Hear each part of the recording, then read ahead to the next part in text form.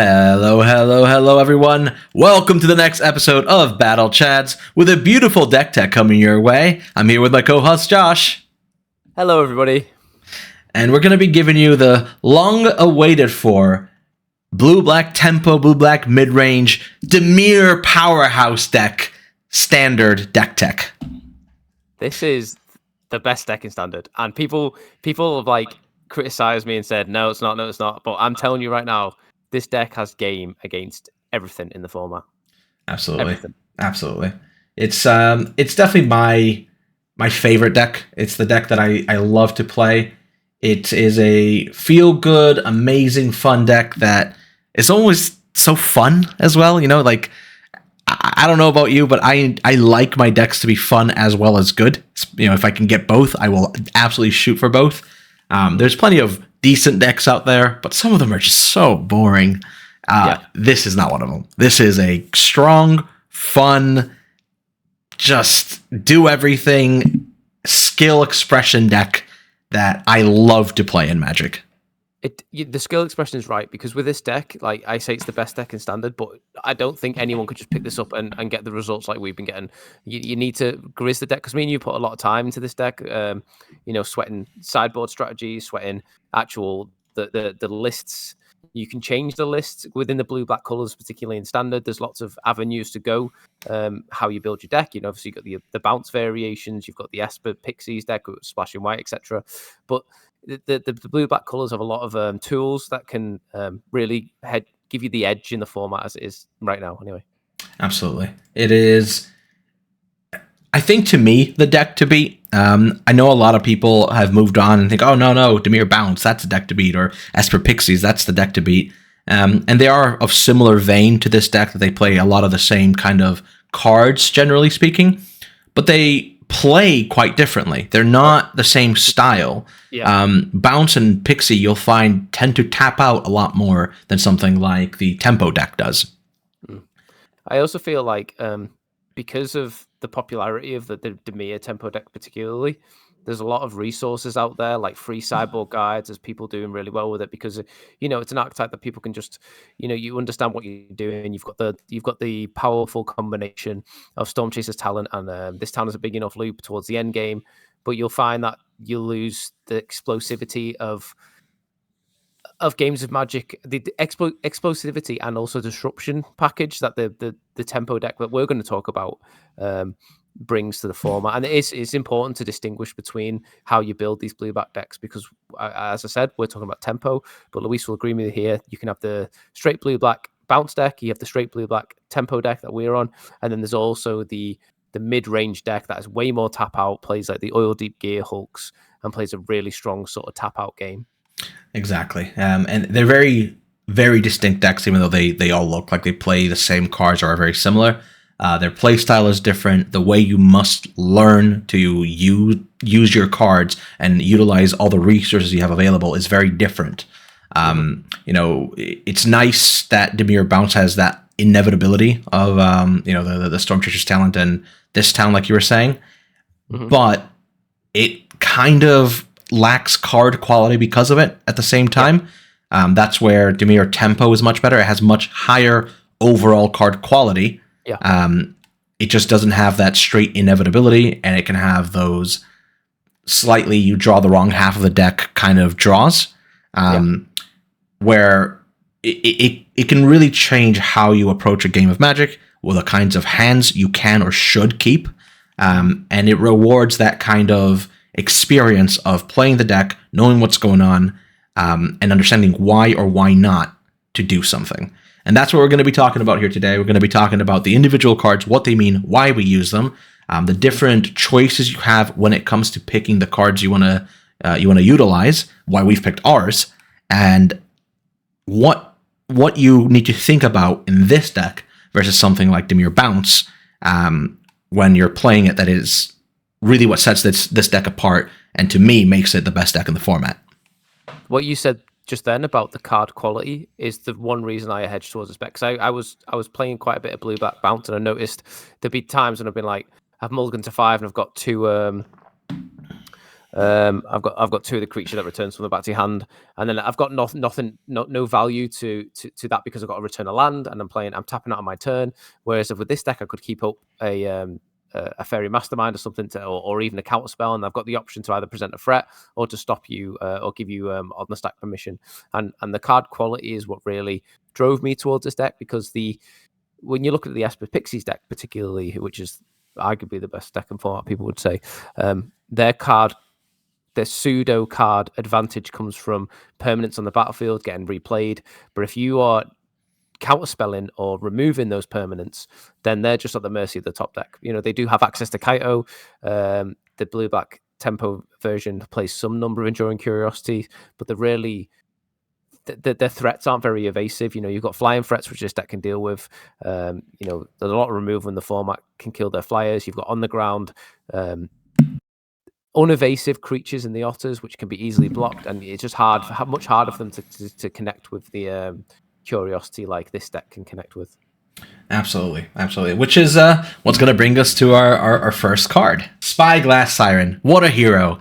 The 1/1 flyer that does so much, but is so small at the same time. What do you think of this card, Josh? This is an important, the important glue to this deck, because what this does, it's an evasive threat that doesn't seem very assuming, but what this does, it enables you to have the option on turn 2, get your land for turn 3, and then it's an evasive threat for your turn 3 Kaito. It really gets your you've really got to respect this card in this deck. Like, it's really unassuming, like a 1/1 flyer, yeah, whatever, but that is potentially a 3/4 ninja that has lots of text. And the map tokens are something as well. Like they're not nothing. Map token be the difference between having your creature being able to get cut down, or if you got it on a Deep-Cavern Bat, for example, you can gain you twice as much life, etc. It's just an excellent. It is a card that is a glue to this deck. Absolutely, and something that we've really enjoyed about this card is it can really filter out some of the awkwardness that the deck can have. So sometimes you have a Restless Reef in your opening hand, and you're like, and now I can't play my Siren on turn 1. However, it ends up being a lot better, because Siren can easily be a 2-drop, while it is using the map. So you play the Siren, use the map right away, or it can be play the Siren and hold up the cut down that's in your hand against a more aggressive deck. And that is really good for this deck to have access to, because sometimes you have a lot of 2s, right? A lot of 2s. But you have to play a little awkward with the mana, because you need to make sure you hit your next land drop. You need to make sure that you're not stuffing out your actual pieces of interaction. You don't always want to play a Floodpit Drowner naked, when it does nothing. So Siren can be that stopgap kind of card that allows you to keep your secrets hidden, keep the value engine going, while still threatening that turn 3 Kaito. And that's what I really love about this Siren. The one thing I really like about using map tokens as well is you can play the player. And by that, I mean, like, if you have, say, 2 threats on the board, and usually the play pattern is, you do your map on something and then they respond with removal. But if you suspect that's going to happen, well, you know what? I'm going to do my map token on a creature that I don't mind dying, or I want to fish something out of a response out of you. So then you're in the awkward position of, do I kill the better threat, or do I stop them from getting the map? And you can really play the player with the map tokens in that way. Absolutely. Because it's one of those most common things that happens is you have the Siren, you have a Floodpit Drowner on the battlefield. The Floodpits obviously attacks for 1 more, and it's better to Kaito the Floodpits a lot of the time, because then you have that extra ability of tapping something down with a stun counter. So you attack with both creatures, they take the damage because they know that something could happen, and then you use your map on the Spyglass Siren, and they're stuck there looking like, I don't want to cut down the Spyglass. I really wanted to cut down or remove the Floodpit Drowner. And it's a great way to make them utilize their mana badly, or just take extra damage and they really need to. And it's a great way to play that game. You have that tempo advantage that this deck is so famous for. Yeah. Cool. Should we talk about the next one? Yes. Then we have, the partner in crime, Floodpit Drowner. It's a nice 2/1 Merfolk, which is probably the best Merfolk we've gotten in a while. It reads Flash Vigilance. When Floodpit Drowner enters, tap target creature an opponent controls and put a stun counter on it. And then for 1 and a blue, you can tap Floodpit's Drowner and shuffle target creature with a stun counter on it into their owner's library, along with Floodpit's Drowner. The thing about this is it has so much play and so many tricksy kind of goodness to it. My favorite trick, which is it doesn't happen as often in Standard, but is one of my favorites to do in Pioneer or older formats, is you end step Floodpit's Drowner on your opponent's end step, tap whatever they have, or you do it during their combat, untap, attack with Floodpit's Drowner, and if you have enough mana, in this case it would be 5, because of Kaito's ninjutsu, you would tap the Floodpit's Drowner to shuffle the cards, holding priority. You then ninjutsu the Kaito in, which then allows you to both keep your Floodpits in hand while shuffling theirs away, whilst getting a Kaito. And technically, you shuffle your library, see if that matters to you as well. In other formats, you can do it with other ninjas for lower costs, but this is one of the coolest things to do with Floodpit's Drowner. It's the dream scenario with the card, and that's like the very, very top end of what it can do, whereas its middle ground is still really powerful. It's a strong tempo play. It taps down attackers. It taps down blockers. It allows you to get Kaito out. It can stop flyers that are over your head from annoying you. It protects your planeswalkers. It protects whatever your life total. It does a lot for one card. It's a removal spell as well when you need it to be. Now, many a time have I tapped a Shieldred and shuffled it away as a removal spell, and it's fantastic. It's one of the most fun things to do with this card. A lot of the problems that people have faced or thought about, a problem that could have happened post Aether Drift as well, is the fact that there's loads of artifact creatures, and obviously the premier removal spell in the format at the moment is Go For Your Throat, or Go For the Throat, which obviously doesn't touch artifact creatures, which, without going into the deck, people think, oh, well, how do you deal with the Gearhulks? How do you deal with the vehicles? Well, guess what? Floodpit's Drowner is a removal spell for those things, and it's part of your game plan. It's that flash threat, it's that aggressive turn 2 play that can get you into a turn 3 Kaito. It's the card does so much, and the fact that you can have little tricks, as Lou said, you can respond to its own activation. It's got vigilance, so that means that against the aggressive decks you can not only get aggressive yourself but also play the defense. But what you can do is, in a really aggressive swing, is you can tap something down, and then if they do attack with everything, you can then block with the 2/1 body, which will deal with a lot of threats in the format. So you've dealt with 2 threats essentially, and dealing with a threat for a turn in a tempo deck is basically removal. Yeah. Especially when you can follow it up with a Kaito. Often enough, you'll do turn 2, play this guy, turn 3, Kaito, bring this guy back, and then you tap down whatever creature was already tapped down, give it even more stun counters, and you've removed that creature, right? That creature's not untapping anytime soon, and you're just slapping away, and you have the Floodpit's Drowner back in hand to do it once again. It is actually the play pattern that broke apart a lot of the Archfiend of the Dross players. That card stopped being played very quickly because of that exact combo. Because it turns out your Archfiend would just kill you because it would never untap in time for it to do anything. And this is one of the most powerful 2-drops in my opinion. I think it's a fantastic card to have. I really like what they've done with the utilization of stun counters instead of just being like flavor text for constructed and just decent in limited. Yeah. They have really done well with this card and stun counters. And it's one of my favorite things. Should we talk about the other 2-drop then? There's another 2-2-drops. Yes. We got good old Fairy Mastermind, Yuta himself, blessing us with his presence and many, many cards. Our Lord and Savior Yuta. It's a flash flying 2/1. Whenever an opponent draws their second card each turn, you draw a card. And for 4 mana, so blue and 3, you can force each player to draw a card. And it's 2 mana for the Fairy himself. It's quite straightforward on what it does. It punishes your opponent for drawing more than 1 card on their turn, generally speaking. It attacks as a 2/1 flyer, so it's annoying. And it's a great piece to have versus those pesky control decks that love playing their beans. Yeah. Beans, anything, the mono white deck. Caretaker's Talent, yep. Anything that plays on the ground, like all the threats on the floor, great into. Not so good against the aggro decks because it's a really bad blocker. It doesn't really do anything. It's more of a grindy card, but it really rewards you from it keeps you with card parity against decks that decide to draw a lot of cards. You've got your Enduring Vitality or those sort of cards that draw. You're just capitalizing on the fact that you can keep up with them. If you've got multiple Fairy Masterminds on the board, they draw a card off beans. You draw 2. It's just like the card advantage there is just unmatched. And the fact that again, synergistic wise, it's 2 mana. It's on curve into Kaito. It's evasive. It's a real threat, and oftentimes enough, it can bait a lot of removal too. People see that card, they just want to kill it. Yeah, absolutely. And it's really nice that it also powers itself. Many a times you can reach late game situations. You're both top decking. You top deck Fairy, and now it becomes you're top decking 2 cards a turn where they're only getting 3 cards a turn where they're only getting 2. Because obviously you'd activate the Fairy, give them an extra card, but then you'd get an extra card plus the trigger off the Fairy. So it's quite a bit of card advantage in your favor, and it can really help it keep things together. And in this deck, if you're drawing a card, you're probably drawing a better card than your opponent. Yeah, absolutely. And it has some synergies with the rest of the deck that we'll talk about when we get to the spell section as well.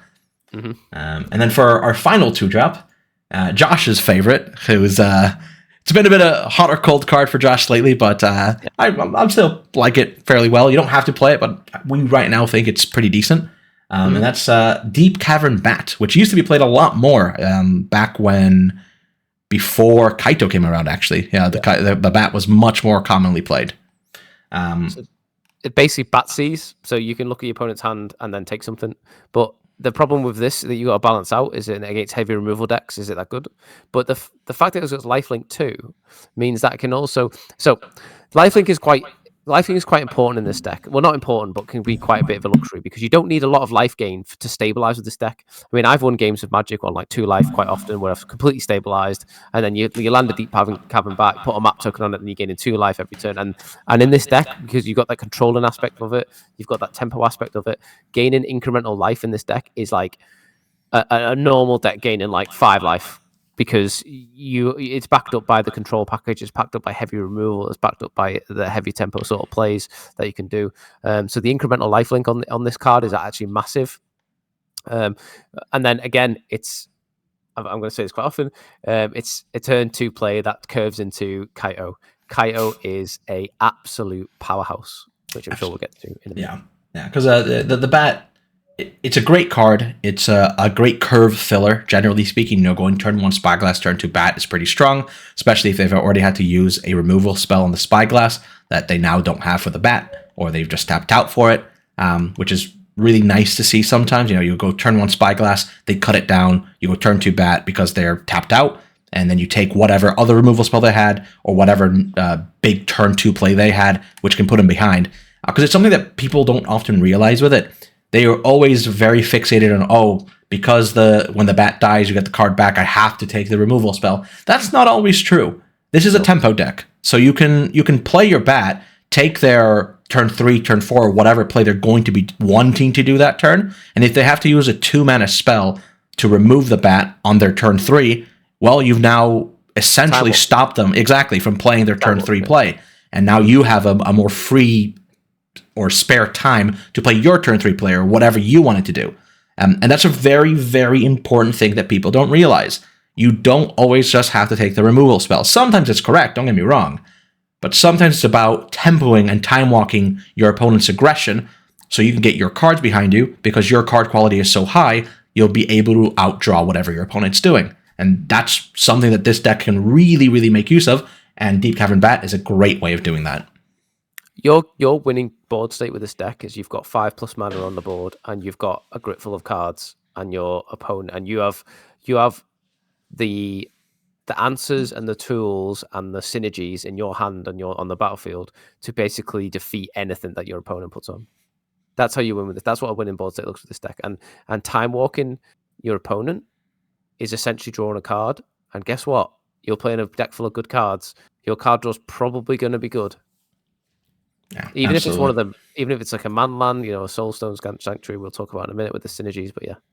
Anyway, next creature. Oh, just one last thing. One of the main things with Deep-Cavern Bat that's made it so good recently, it is the upcomings of these bounce decks. because it turns out if you can just take out one of the 2 or 3 key pieces they have, they kind of do nothing. You know, if you take out the Storm Chaser's talent, or you take out the this talent ain't big enough for the 2 of us, they kind of sit there doing nothing for quite a while.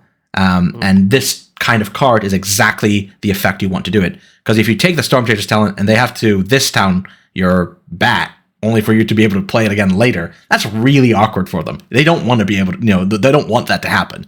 And that's another really big reason why we're liking Bat in the deck list right now. But that leads us to Josh's favorite card in the entire deck, I think. Good old Preacher of the Schism. So Preacher of the Schism, it's a black and 2. It's got Death Touch. It's a 2/4 vampire cleric. Whenever Preacher of the Schism attacks, player with the most life or tied with the most life creates a 1/1 white vampire creature token with lifelink, which again, but see what we said about the bat lifelink, even though it's only small, is massive in this deck. Whenever Preachers of the Schism attacks while you have most life or tied for most life, you draw a card and lose 1 life. So if you both have the same life total, you will do both effects. This is card advantage. Either way, it's creating a token is creating a square on the field. It's card advantage. The fact it's a 2/4 means it can't be cut down. It can't be nowhere to run. You need very specific removal for this card, and the fact it's got Death Touch, you can just attack it into a board state full of creatures that the opponent doesn't want to die. Most times, this is either getting chump blocked or it's trading with something that you don't mind killing. Exactly. Very strong card, very powerful card. Very important distinction. It has to attack a player for that first effect to take place. You can't attack a planeswalker that player controls. Like if it does, it's just attacking as a 2/4. And if you have the most life, you'll get the thing, but you won't get the token ever. Because the token only happens if it attacks the player with the most life. So you get the card draw, but you won't get the vampire, essentially, if you attack in. If the requirements are met. Yeah, exactly. Yeah. But he's very powerful and very, very fun card. Great against aggro decks. Great against I like it. I mean, we had this argument with discussion with one of the team members who didn't like it in the bounce matchups, but I love it in the bounce matchups because they have to use awkward removal spells to kill this. Yeah. Like it a lot of their removal spells does nothing. And if they're bouncing it, okay, sure, whatever. I've probably still got threats on the battlefield. It's a big booty. It's a great card for Josh. He loves those big booties. Right, Josh? Who doesn't? And then we have the last main board creature, well, sort of the deck, Tishana's Tidebinder. One of my favorite cards. I think you really like it as well, Josh, but probably one of the most overplayed cards in the wrong way. But it's a very, very powerful card that does a whole lot of everything. And it's still a flash threat, which is exactly to the plan the deck loves to play. It can be cut down, which is a problem. Yes. That's one of the main downsides. It's a 3 mana cut downable creature. You never want your 3-drop to be dying to cut down. It dies to literally every removal, I think, that exists right now. But it's for a good reason. It's a 3 mana 3/2 with a very, very powerful effect that often gets misunderstood. So it's essentially a stifle, which means it counters an activated or triggered ability, but it has a everlasting effect if the effect that you have stifled is from a creature, an artifact, or a planeswalker. Specifically those 3 things. Nothing else, which is what people always get wrong. They always think it stops everything. It doesn't, or they don't quite understand that if you kill the card in response, the effect still gets stifled. It doesn't stop it from happening. So there's also confusion as well. It's like when it's affected on a creature, what it actually removes from the creature. So, for example, against a Xur deck, for example, if you stifle the if Overlord of the Mistmoors, for example, attacks, and then you stifle the trigger, it will lose everything that Xur gives it. The same if you have say a Boggles deck, for example, with enchantments on it, you stifle a trigger from the creature itself. then it will lose all the abilities that the enchantments are give it, lifelink, first strike, all that good stuff. Yeah. The only thing it won't lose is an all that glitters or something of that effect, or where it gives it power and toughness greater. It will still maintain that, but it won't maintain the actual ability. So it's a lot of judge calls happens off this because people are not quite sure what it actually affects, but it affects quite a lot. It has a lot. It's a very toolboxy creature. It answers stuff. I've stifled where they've an activation of level 2 on Storm Chaser's talent. That's a massive tempo play. A massive, even bigger one is Ninjutsu is an activated ability. So if your opponent attacks, returns a creature for a Kaito, you play Tishana's Tidebinder, you stifle that. Well, they've just returned both creatures in hand. The ninjutsu doesn't happen, and Kaito doesn't come on the battlefield. Yeah, it does return the creature because that's a cost. Yeah. But it that's it. You've essentially stopped them from playing Kaito. Exactly, and you straight up removed a card from the battlefield. And you've put a three toughness threat. So you've stifled them, and you've put a 3 toughness threat on, and they're probably tapped out, and they probably don't have any creatures to get in the way. So then you're attacking with whatever's on the board, including the 3/2. Yeah, and it's a great card. It does so much. One big thing to remember is it only stops one trigger at a time on the time of it happening. So let's say there's a Preacher, the Schism, it attacks you. You're tied for life total, and it gets both effects, and you stifle one of the effects. Only one of those effects will be stifled at that point. The other one is a separate instance. However, it does remove all the abilities from Preacher. So in the future, nothing will trigger. It's very weird. I highly recommend, if you play the card, make sure you read the rules on it and how it works. If you really want to understand it and you want to get really nerdy into it, go and read the layers section and why it affects certain things and why it doesn't affect other things. Mm-hmm. But it's a really cool card, really powerful card. One of my favorite cards, and it's a great one to have in our toolbox here. Which leads us to... You did mention that was the last creature we did miss one off. Enduring Curiosity. Oh, yes. Yes, sorry. Yeah, there was... There's two-ish, kind of. But yes. Yeah. So Enduring Curiosity is a card... I'll read it first. That says, so for 2 blue and 2 generic, it's a flash 4/3 enchantment creature, Cat Glimmer. Which might make a difference if you decide to play a deck with that has Cavern of Souls in it named Glimmer, which actually happened to me the other day. So whenever a creature you control deals combat damage to a player, draw a card. So that's every creature. So each creature attacking is a separate instance of card draw.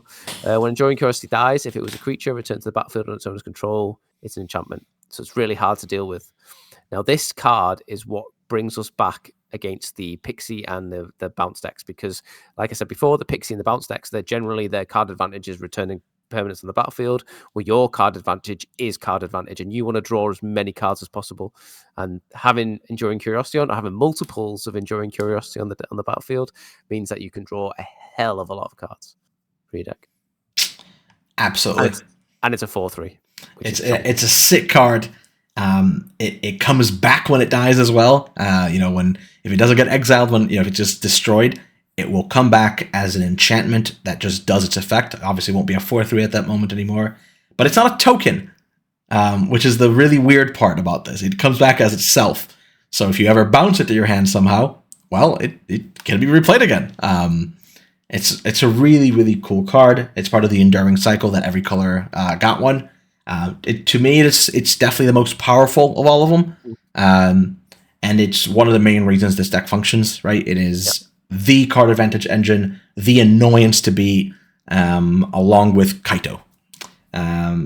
It's very straightforward what it does, but it's very, very good. Yeah. And also, if you copy this with a Mockingbird, and then the Mockingbird dies, it will come back as the enchantment as well. It comes back as an enchantment Mockingbird, which is hilarious. Yeah. So it comes back as a 1/1 nothing, no longer a 1/1 technically, just an enchantment called Mockingbird, which is hilarious to see. It still does the thing though. No, it doesn't do the thing. You sure? 100%. It's just a Mockingbird. Okay. It's really, really funny. Mockingbird's a weird card. Yeah. Cool. Then we have Kaito, Bane of Nightmares. This is the card I was alluding to. That is a creature, Legacy, but not a creature. This card is legacy playable. Yes, it's legacy playable. This card is seeing play very successfully in legacy right now. It's both in blue-black tempo and in Grixis control. Shout out to James Casau, Teddy, who loves playing this card in Grixis control. This is one of my favorite cards, I think, to have been printed in a long, long time. I love playing it in Standard and Pioneer, and I'm trying to make it work in Modern, but it's really, really difficult. Modern is a different beast right now. Yeah, but it's so much fun. If you have never... Modern. Yes. If you have never played with Kaito, and all you do is get angry at it, try the card out. You'll find out why it's so much fun to play. It's genuinely just so cool. It's thematic. It's a ninja. There's so many cool things it does, and it feels great. I love this card. I wish that this card was in Foundations because I want to play with it forever. But it's definitely just a fantastic card. It's a 4-mana ninja, planeswalker technically, but it has a ninjutsu for blue, black, and 1, which means when you attack, if your creature is unblocked, you may use the ninjutsu ability to trade places, essentially, with that creature and Kaito. Kaito will enter the battlefield. And Kaito, when he's on the battlefield on your turn, is a 3/4 ninja creature and has hexproof. When it's not your turn, he is just a planeswalker like any other planeswalker. And he has 3 distinct, very strong abilities. The +1 is you get an emblem with ninjas you control, get +1/+1. His 0 is Surveil 2. Then draw a card for each opponent who lost life this turn. Obviously, in this case, only 1 card because we're playing 60-card format. -2, tap target creature, put 2 stun counters on it. I love calling this card the Jace the Mind Sculptor of Standard today. I very much think it is. It is very similar in a lot of what it does. Very powerful card, very fun card, and I'm going to be sad when he leaves Standard. Not for a long time, thankfully. I mean, this card is like the epitome of tempo because you can choose when you want to be aggressive. You know, if you've got a handful of cards, you know what? I'm just going to up it, get aggressive. You can actually, if you want to, if you're attacking with a Kaito and it's unblocked, you can switch it and reset. So you can plus it. For example, Kaito in your Kaito from Kaito, Kaitoception there, and then get the Surveil activation afterwards, or even tap something down. Which is so much fun to do.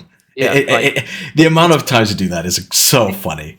It's basically removal. Yeah. Like I'll tap down an otter. I don't care. I'll tap down your otter. I'll do it. If you want to see a red player's life like just drained from their soul, 0 Kaito on something, attack with it, and then flashing another Kaito on there, and just keep doing that every single turn. It is the most obnoxious thing in the world, but it's so funny and so worth doing. Yeah. You could do that. You could like literally minus attack, minus untap, attack plus attack, minus, and so on. It's so funny. I've never done that, to be fair, but you can do it. I've done it a few times. I've done it to Dan, one of our teammates, and he hated his life. It was the greatest time it was so much fun. Well, that's Kaito. He does so much. It's hard to explain exactly what he does and how good he is. I highly recommend you test him out to understand it. But Jason Mind Sculptor. Yeah, it's just it is just I'm very fond of playing 4 right now. We've gone down to 3 because of bounce and how that deck interacts with it, because it's not great into them. But it's just still very powerful. It destroys control. It's actually not great into aggro either. I know we were joking about aggro then, but that's a game 1 sort of thing. You tend to shave. I cut all these against aggro, but I think Luis likes the one off. Yeah, I like playing one more just in case. But it's still a strong card. It does a lot of things. It is the control breaker, right? Control just cannot beat this card very easily.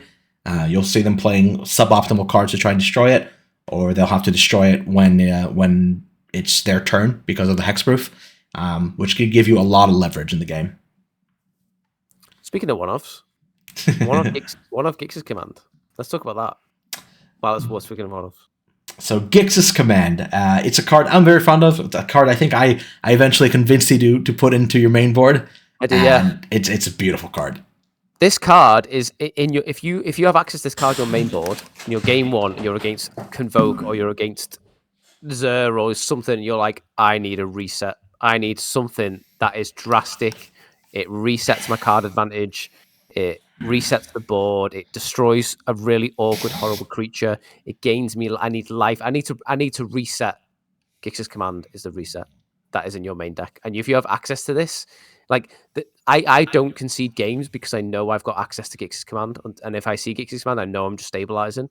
So if I didn't have it in my main board, there's probably a lot more game 1s that I would just concede because I want access to this card. This card, I don't think I'll ever not play this in the main board, at least one of. Yeah. I don't think you want to get 2, but one of is absolutely fantastic. You top deck this after a scrap or you're flooding or whatever. You top deck this card. This card's possibilities are endless. Do you want to read out for us, please? Absolutely. It's hard for this card not to be at worst parallel in card advantage to your opponent. Often you're plus on cards. So it's a sorcery speed 5-mana card that says choose 2. So it's a modal card. Put 2+1/+1 counters on up to 1 creature. It gains lifelink until end of turn. Destroy each creature with power 2 or less. Return up to 2 creature cards from your graveyard to your hand. Each opponent sacrifices a creature with the highest power among creatures they control. So those are the 4 effects. Very often you'll find yourself doing the destroy each creature with power 2 or less. That's one of the most common options picked. The way it works as well, because it goes in order of what you've picked, you can actually use the put 2 counters on something with lifelink and then destroy power 2 or less, and your creature will live because the counters go on first. So it's very useful for that. Or when you do that destroy effect, you also have the return up to 2 creature cards from your graveyard to your hand. So the destroy happens first, and then you pick 2 creatures to return to your hand. There is no instance of you have to pick your creatures before everything goes off, which is really sick with this card. Because normally you would pick... With the counters too. Yes. Because normally you would have to pick the creatures first when it says target, but because it's a modal spell and how it functions, you have steps that happen there, and they kind of just happen. Your opponent can't respond to the steps once the card has started to resolve, which is really, really nice about this. You can go destroy all creatures. You might destroy your own Floodpit Drowner or something in whatever your opponent has. You can bring that very same Floodpit Drowner you just destroyed back to your hand, which is really, really cool. I won a game in the top 8 of an RCQ recently with this card. So basically, they cast that they tapped out for an Atraxa. It was against Zer. I had 7 mana available on my turn. I had Gix's Command. They sacrificed a creature with the highest power, sacrificed the Atraxa. I brought back a Floodpit Drowner. I tapped down the Overlord of the Mistmoors, and then I swung for lethal. Great. Sick. Fantastic. This card, if you're cast Atraxa and you resolve Atraxa, you just think, I have won this game. Gix's Command says, no, you do not. It's a sick card. It does so much. Very fun. We play an extra one in the sideboard because it's just that powerful. And I can't think of playing this deck without it. Mm-hmm. Then we have our removal package. Instant and sorceries.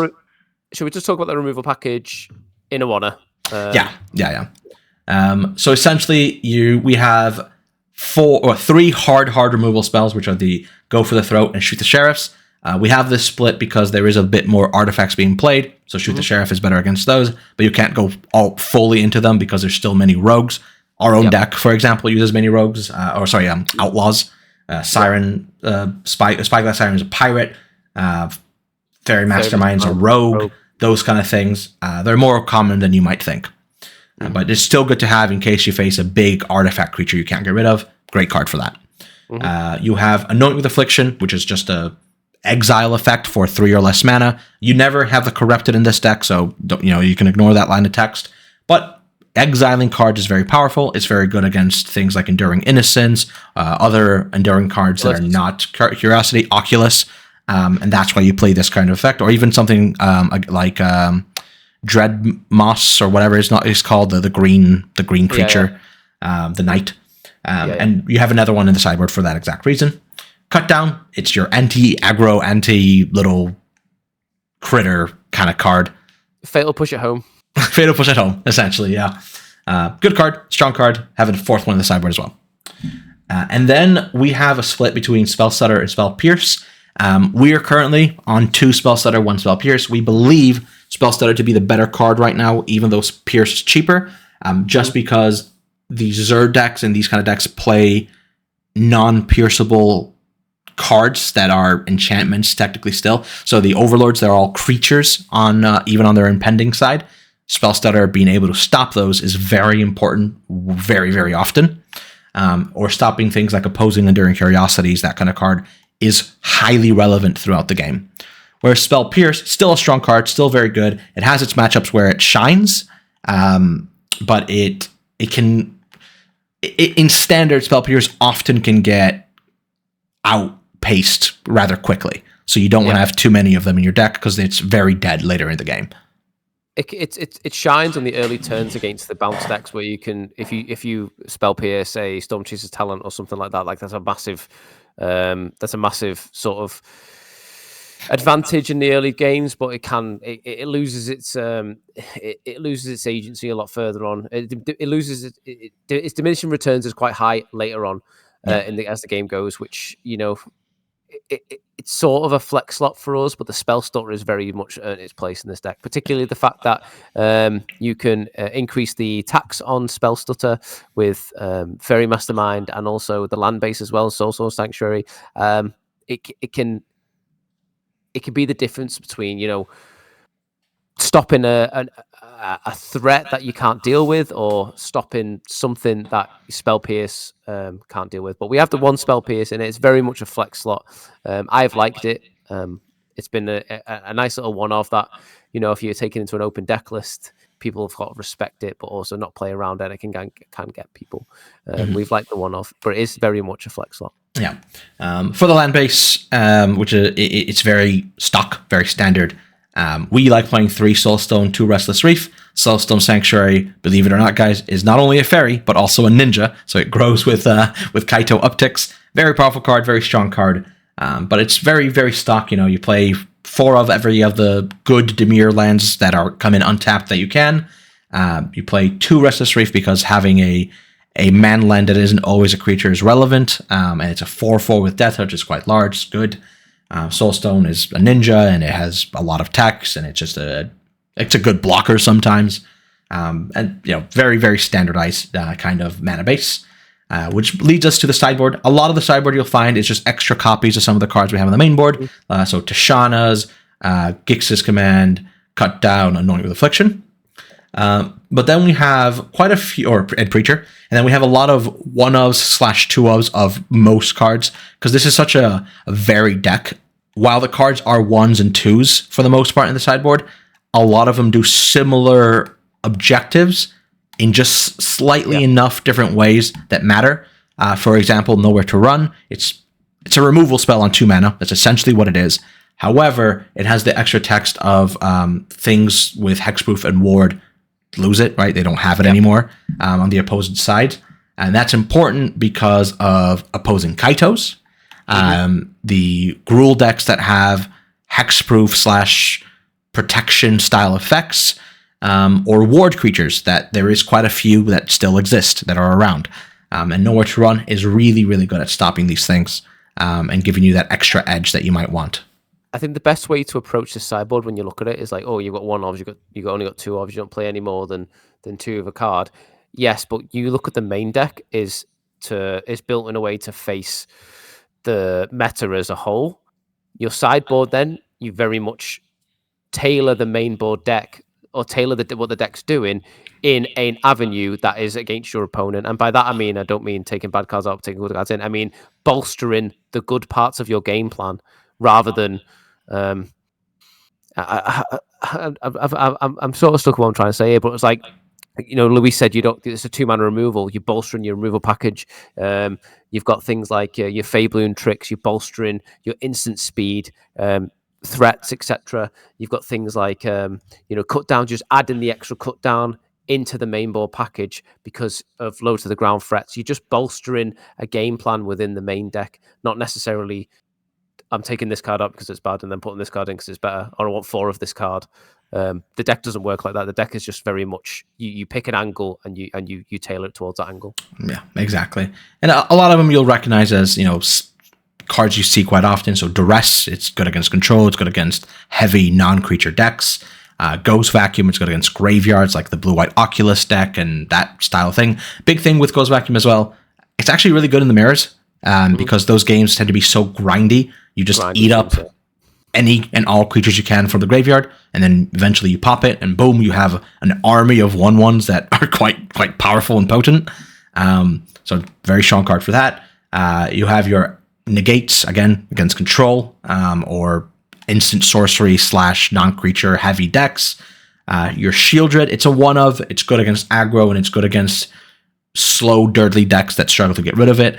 It's probably, to me, one of the most questionable cards at this point, because you operate in such a flash angle, but I know you love it, Josh. I know you love this card. But that's kind of where we sit with it. I think we just lost Josh for a second there, guys. He'll be back in just a moment. I'm back now. There he is. All right, so you were going to say about Shieldred? Yeah, so Shieldred, it's really good against. It gives you reach. It gives reach to the deck. It also stalls board state. So if you have a board state that's quite clogged up, it gets it's sort of it's action against your opponent, pressurizes your opponent that way. But also, if you turn 4, Enduring Curiosity, untap, slam a Shieldred, that can bring you an immense amount of life gain as well. Absolutely.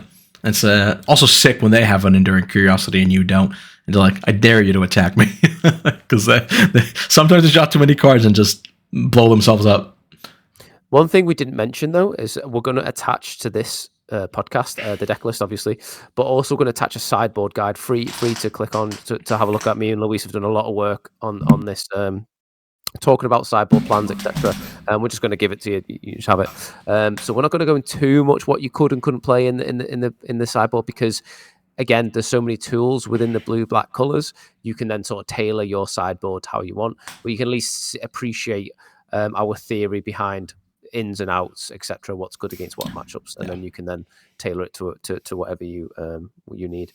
But any more to say on the sideboard, Luis? Just the last one, Blot Out.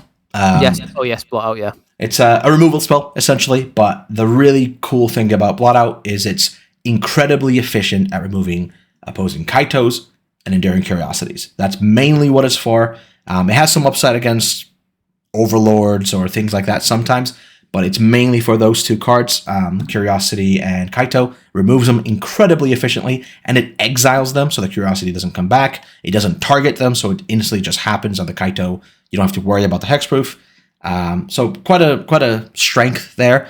I will say that there is a fair amount of room to move in the sideboard. It's quite, I think there's like five or so flex slot cards, technically speaking. This is just what we found to be the most effective and what we recommend. But feel free to have a nosy and try your own luck with your local metagame or what's going on. Or shoot us a message if you ever want, and we're happy to help however we can. But that's essentially with it. We've got loads of flex slots. So I'll just tell you about the background towards this deck and how we came to this deck. So me personally, I just come back from a double RCQ weekender. I didn't actually qualify, losing to the finals, and then the second RCQ I was a 3-2 special. But up until testing to this deck, I'm currently, as it stands, an 83.33% win percentage with this deck, and that is over 36 games of Magic. 37 technically, but that was one of them was an ID, so don't count it. 36 games of Magic, that includes leagues and RCQ data. We've recorded this data part of the team. I've fed this data back to the team. I've been very pragmatic in how I report the data. What the losses were, why they were, etc. But yeah, 6 losses out of 36 games. I am with this deck, which is 83.3% win percentage, which is very. It's one of the highest I've done with the deck recently since picking it up, and that's only in the past 3 weeks from the recording of this podcast. Yep. So it's got quite a lot of attention on Twitter for myself. I had quite a lot of people questions, and I even been playing online. I've had people saying, "Oh, it's you. I'm going to get crushed." So I was like, "Oh no, it's because I posted a Twitter post about it, etc." But honestly, if you chat to me, I'll tell you all my secrets. I'll tell you what's good. I'll share deck lists. I'm not precious. I just want to be helpful, I suppose, and standard to flourish. I'm not. There's no egos. There's no egos over here. I don't care. Like, I'll tell you everything. Like, yeah, it's a whole. we have no secrets. I'm happy to help with the deck as well. I actually qualified with this deck back in January, so I qualified to Bologna with it. It's a deck I've been playing for, I think, over a year and a half now. Technically speaking, overall. Back me and you are big Black Mage Mage, and you're the reason you put me onto this deck, because I honestly, Luis, I love you to bits, and I love talking about these strategies with you, and it's just naturally like I pick this deck up. It fits what we do, right? We're blue-black temple players. Die hard. I cannot wait till you buy your Volk, and then we can play some blue-black versus Grixis in Legacy. It's gonna be so much fun. It's gonna be so much fun. We love these kind of decks, guys. We're always happy to help whatever we can with questions, ideas, advice, whatever you need. Always reach out to us on Twitter. You can reach out to us individually or on the Battle Chats Twitter. We always attach them below. Both our individual and the Battle Chats Twitter are there for you guys. And yeah, I would recommend individually over the Battle Chats Twitter, because we tend to neglect that quite a bit, which you probably shouldn't. It's easier to message us individually. But we will eventually see things on the Battle Chats Twitter. Or comment on YouTube, and we'll see it on there as well. We always appreciate any and all advice, comments, or whatever else you may have, whether it's kind words, rude words, whatever you like. Just hit us up. It's always fun. We like interacting with you guys, and I hope that this has been a helpful deck tech. Obviously, there's a bit more to show on screen this time around for you guys as well. If you have any individual questions as well about our specific list, let us know. We're happy to discuss it all. And as you can see, not a lot of tokens in this deck list, which is really nice. Keeps it nice and clean. None of that Boros energy shenanigans where they have 1 billion and 1 tokens. So it's a really nice, easy deck to just pick up and play and do your thing. It definitely rewards you as well with experience, expertise, and just playing it a lot. And if you like that kind of deck, this might just be the deck for you.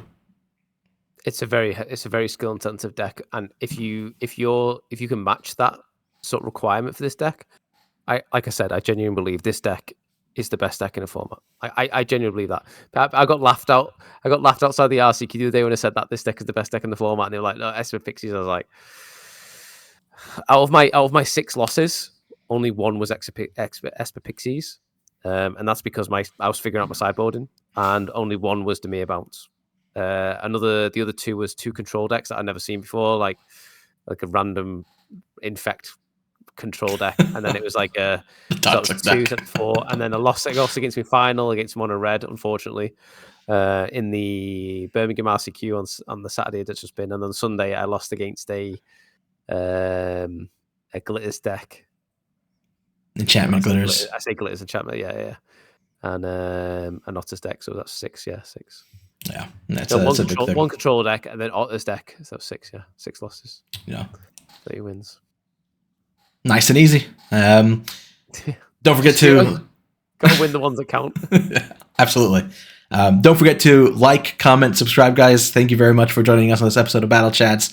If you want to see more of this kind of episode, more deck tech, more in-depth talking about decks, please let us know. We're always happy to do that kind of thing, and we want to bring you the content that you want to see. And if this is what you like, just let us know.